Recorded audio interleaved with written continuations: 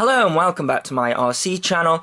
I'm Andy RC and today I'm checking out the Kingkong TINY7. Now this model comes in a tub. All good things come in a tub, don't they?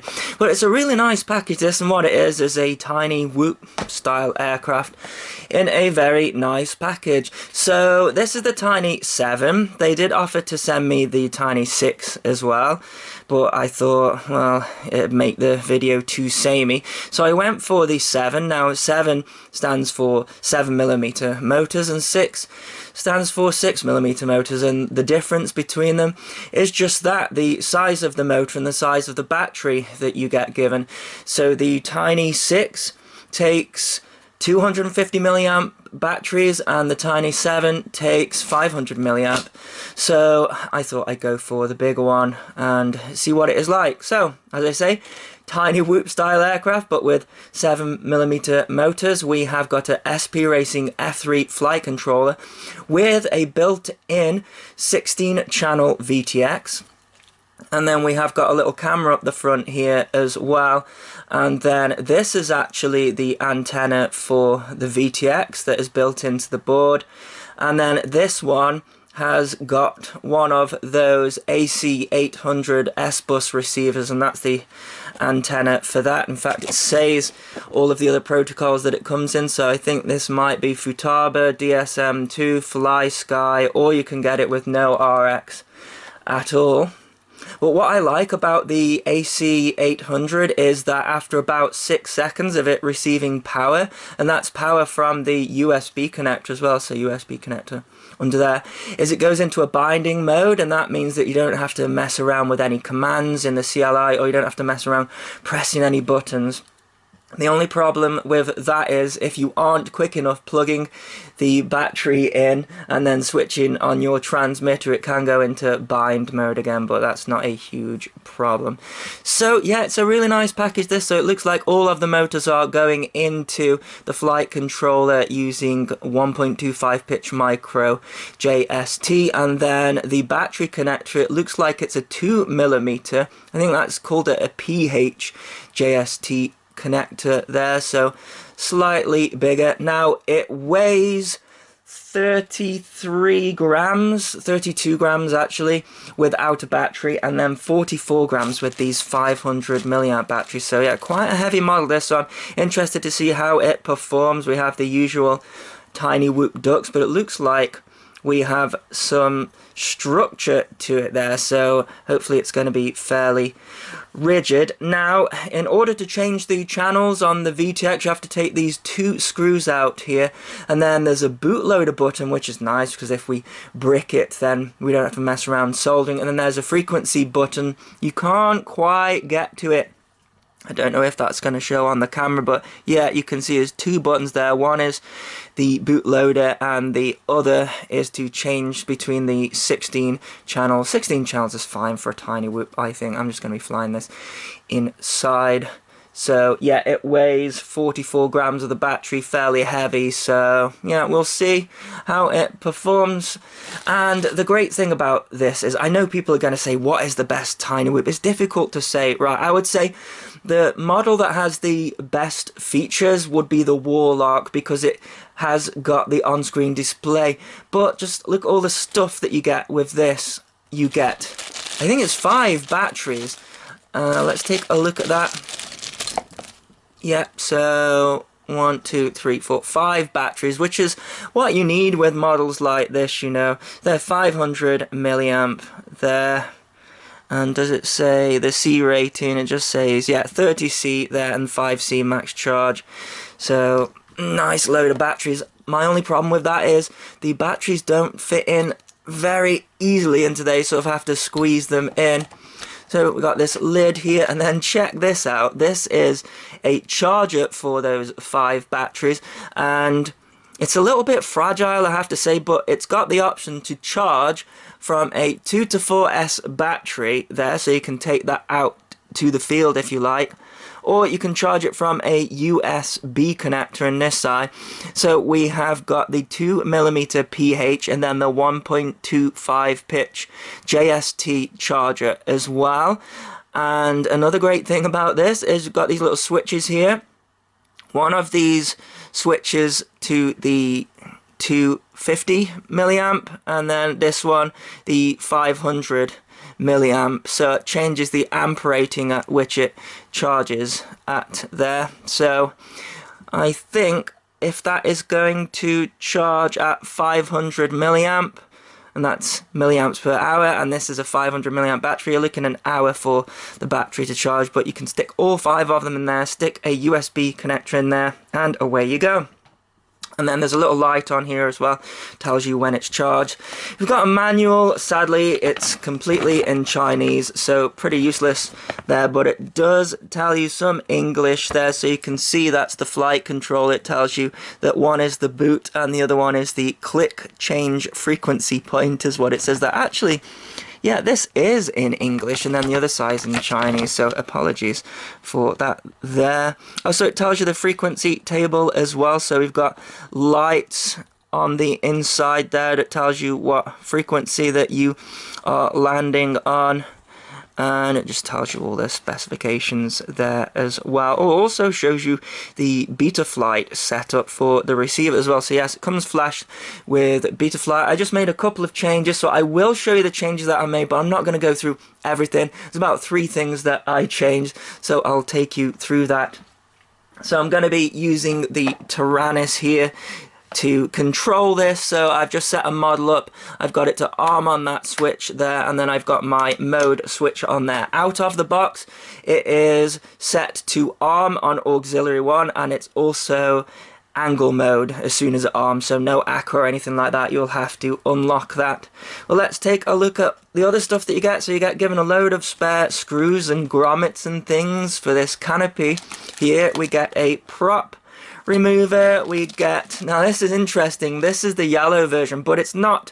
It's also the white, the pink and the red version. They give you all of these different canopies here, and also all of the different coloured props, so loads of stuff in this package. I'm pretty impressed with what you get with it. So I'm also going to need to wait to FPV, so I'm using my Fat Sharp Dominator HD3s with the diversity receiver and a Menace RC patch antenna and a Triumph antenna, and that is so I can record the footage to show you this. So it's just a 25 milliwatt VTX on this one, as I say, 16 channel, so you're probably just going to be flying it indoors really. You could fly it outside on a calm day as well, I would say. Okay, so here we are in Betaflight. I'm just going to show you the things that I have changed. So that's starting with the configuration. I've turned a motor stop off there, and then everything else here is stock. And I've also boosted the super rate to 0.86 as well. It doesn't seem to matter how high I boost this. The roll rate seems to be the same, so not sure if that is a limitation of this board here, but yeah, very sluggish roll rate. I've kept the PIDs the same, of course, and then the receiver I have changed to TAER1234, and of course on the configuration as well it's set to serial based receiver and S-bus, so I imagine that will change with the different versions, but this one came with that already set up. So let's just check out the modes. So I've got it arming on the aux 1 on a 2-position switch. I've then got angle, then I've got acro, and then I've got acro and air mode. There's no buzzer on this one, of course. So lastly, let's check out the version here. So it comes with 3.01 of Betaflight, and it's an SP Racing F3 as the target. Okay, so I've got a battery charge. One thing to note is that charger, the little Pico connectors on them, they are very fragile, and I can see those breaking off, so be very careful with that. Now this isn't an outdoor model, but I thought just to see what the punch was like, we could give it a go. So I am just going to plug it in, make sure I get the connector the right way around, and let's arm it. And there we go. So it's windy here today as well, so that's not going to do it any favors. Hovering at about just under 50% throttle. Let's punch it.